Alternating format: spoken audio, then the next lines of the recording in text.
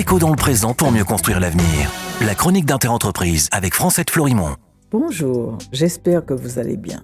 Le lobby de la restauration rapide est très puissant malgré les effets néfastes connus de ce type de nourriture sur les personnes et sur l'environnement.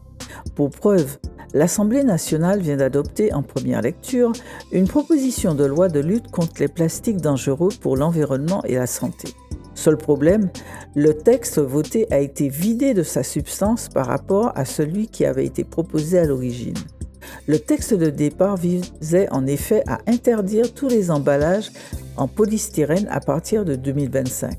Vous savez, les boîtes en plastique semi-rigides qui contiennent les hamburgers. Bien, le texte voté n'interdit plus que certains emballages de la restauration rapide, ceux en polystyrène extrudé.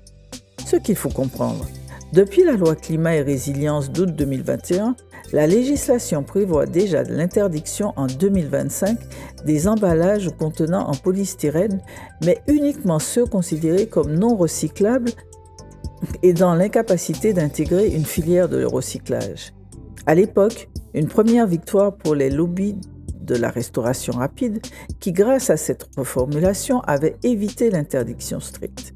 50 députés sont alors revenus à la charge pour rétablir cette interdiction stricte. Or, le texte voté ce 6 octobre ne vise à partir de 2023 que les récipients de la restauration rapide constitués majoritairement de polystyrène extrudé ainsi que leurs couvercles. Or, depuis la loi anti-gaspillage et économie circulaire de juillet 2021, ces récipients en polystyrène expansé sont déjà interdits.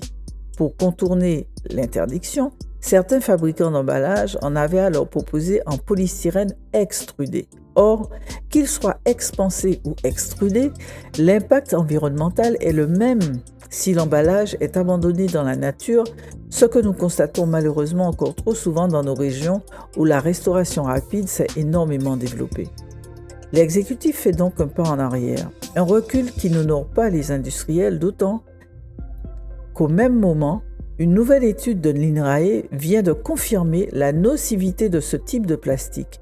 Elle a mis en lumière qu'ingérer des micro-résidus de polystyrène altère le microbiote intestinal, c'est-à-dire tous ces organismes vivants qui nous permettent de bien digérer.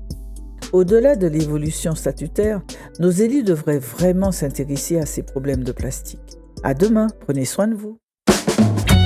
Déco dans le présent pour mieux construire l'avenir. La chronique d'Interentreprise avec Francette Florimond.